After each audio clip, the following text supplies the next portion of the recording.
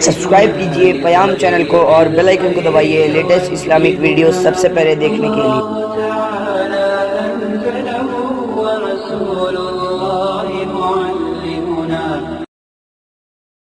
الحمد للہ رب العالمین والصلاة والسلام علی حبیبہ سید الانبیاء والمرسلین وعلی آلہ وصحبہ اجمعین، اما بعد۔ ناظرین محترم، اللہ کی رضا کی خاطر غریبوں، محتاجوں، مسکینوں اور مصیبتوں سے دوچار افراد پر اپنا مال خرچ کرنا اسلام میں پسندیدہ عبادت ہے اور اسے بہت محبوب عمل اسلام میں قرار دیا گیا ہے۔ نبی اکرم صلی اللہ علیہ وسلم کی ایک حدیث ہے کہ آپ نے فرمایا کہ ان فی المال لحقا سوی الزکوٰۃ، کہ مال میں زکوٰۃ کے علاوہ بھی حق ہے، یعنی مسلمان زکوٰۃ تو ادا کرے ہی، ساتھ ہی جب کبھی بھی حالات ہوں، تقاضا ہو، کوئی ضرورت مند سامنے ہو، کسی کی ضرورت سامنے ہو، کوئی محتاج سامنے آ جائے تو ان کی محتاجگی کو دور کرنے کی کوشش کی جائے۔ مصیبت زدگان کی، جو مصیبت میں مبتلا افراد ہیں، حالات سے دوچار ہیں، ان کی مدد کی جائے۔ چنانچہ قرآنی تعلیمات کے مطابق، نبی اکرم صلی اللہ علیہ وسلم کی ہدایات کے مطابق امت مسلمہ میں یہ مزاج ہے کہ جب کبھی بھی ضرورت پڑتی ہے، مسلمان اپنے مال سے تعاون کرتے ہیں اور دوسروں کو کام آتے ہیں۔ لیکن اس موقع پہ جو خاص توجہ دلانے کی بات ہے اور جس پر ہمیں توجہ دینی ہے کہ قرآن کریم میں اللہ نے ارشاد فرمایا لا تبطلوا صدقاتکم بالمن والاذی، کہ اپنی صدقات کے اجر کو احسان جتلا کر یا تکلیف کا ذریعہ بن کر، تکلیف پہنچا کر ضائع مت کرو۔ اس قرآنی آیت سے جو ہمیں تعلیم ملتی ہے وہ یہ ہے کہ ہم اس بات کی فکر کریں کہ ہم جو نیکی کر رہے ہیں، جو مال خرچ کر رہے ہیں، اللہ کی رضا کے لیے کر رہے ہیں، تو ہم سے کوئی ایسا عمل نہ ہو کہ جس کی وجہ سے ہم اجر سے محروم ہو جائیں، ہمارا اجر کم ہو جائے۔ اس آیت میں اجر کو ضائع کرنے والی جو چیز بتائی گئی وہ یہ ہے کہ احسان جتلانا، یہ اس کی وجہ سے اجر ضائع ہو جاتا ہے۔ اسی طریقے سے جس کی ہم نے مدد کی ہے، جس کا تعاون کیا ہے، ہم اس کو اذیت پہنچا رہے ہیں، اس کی اذیت کا سبب بن رہے ہیں، تو یہ چیز بھی اجر کو ضائع کرنے والی ہے۔ دوسری طرف نبی اکرم صلی اللہ علیہ وسلم کا یہ ارشاد بھی ذہن میں رکھنا چاہیے کہ قیامت کے دن جب کہ عرش کے سائے کے علاوہ کوئی سایہ نہیں ہوگا، اللہ تعالیٰ عرش کے سائے میں جن 7 خوش نصیبوں کو جگہ عطا فرمائیں گے، 7 قسم کے لوگوں کو جگہ دیں گے، ان میں ایک وہ شخص بھی ہوگا جو صدقہ چھپا کر اس طرح کرتا ہے کہ داہنے ہاتھ سے خرچ کرتا ہے تو بائیں ہاتھ کو اس کی خبر نہیں ہوتی ہے۔ یہی وجہ ہے کہ اسلام میں صدقے کو چھپانا اور چھپا کر صدقہ کرنا عام حالات میں پسندیدہ ہے، بہتر ہے۔ اور آپ امت کے بزرگوں، علماء اور صلحاء کی داستان کو پڑھیے، بہت سے ایسے اہل اللہ گزرے ہیں کہ جنہوں نے زندگی میں اس طرح صدقے کیے ہیں کہ خود جس کا وہ تعاون کر رہے تھے، جس کی وہ مدد کر رہے تھے، اسے بھی خبر نہیں ہوتی تھی کہ یہ تعاون کس کی طرف سے آیا ہے۔ تو بہرحال مدد کرنا جہاں پسندیدہ ہے اور مدد کرنے کی تعلیم دی گئی ہے، وہیں اس بات کی بھی تعلیم دی گئی ہے کہ ہم اپنی مدد کے ذریعے کسی کو تکلیف نہ دیں، کسی کے اذیت کا ذریعہ نہ بنیں، اور جہاں تک ہو سکے تعاون مخفی طور پہ کریں، اس میں ریاکاری بھی نہ ہو، دکھاوا نہ ہو، اور کوئی ایسا عمل بھی ہماری طرف سے نہ ہو جو دکھاوے میں اس کو شمار کیا جا سکتا ہو۔ موجودہ زمانے میں ایک بات یہ دیکھی جا رہی ہے کہ جب کبھی بھی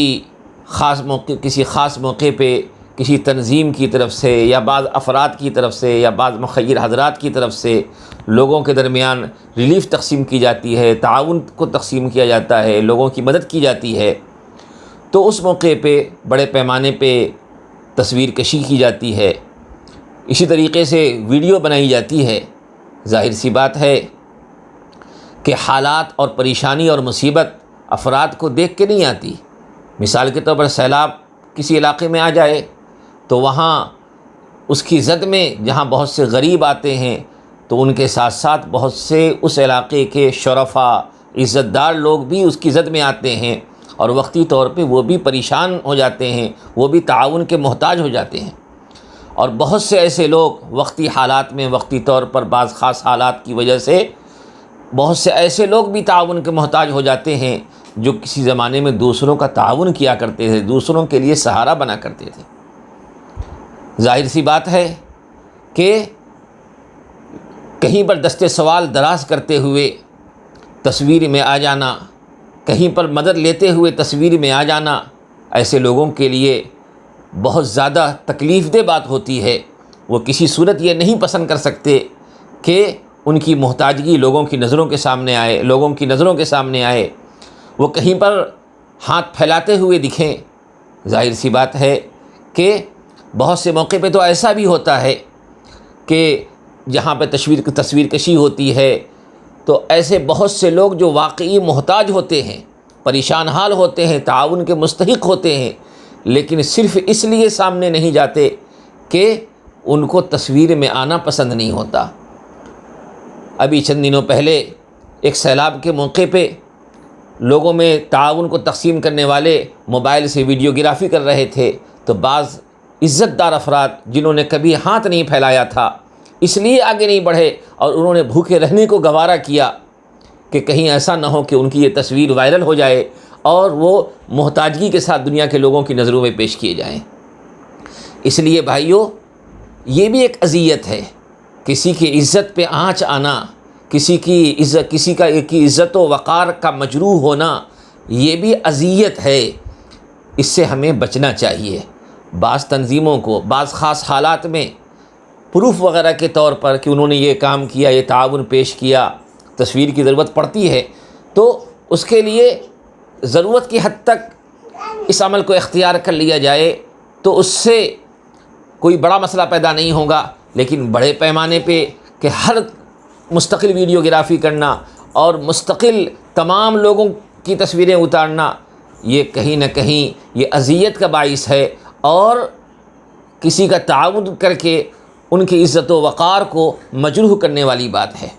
اس لیے جہاں ہم تعاون کرتے ہیں تو اس بات کی ہم کوشش کریں کہ ہمارا یہ تعاون جس کی رضا کے لیے ہم کر رہے ہیں وہ دیکھ رہا ہے، اللہ کی رضا کے لیے کر رہے ہیں، وہ دیکھ رہا ہے کہ ہم کس جذبے سے تعاون کر رہے ہیں، ہمارے جذبے سے، ہماری نیت سے وہ واقف ہے۔ اس لیے گزارش یہ ہے